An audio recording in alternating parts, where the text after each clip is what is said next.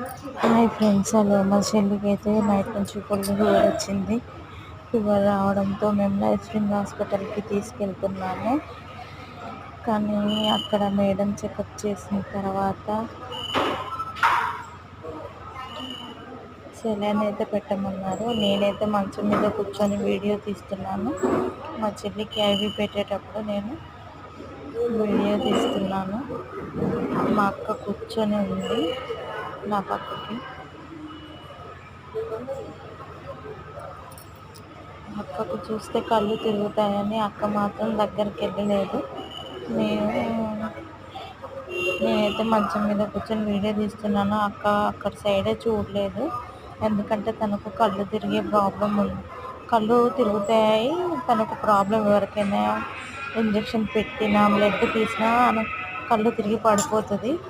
అందుకనే ఫ్రెండ్స్, ఇక నేనైతే వీడియో తీసుకుంటూ కూర్చున్నాను. మా చెల్లికి ఐవి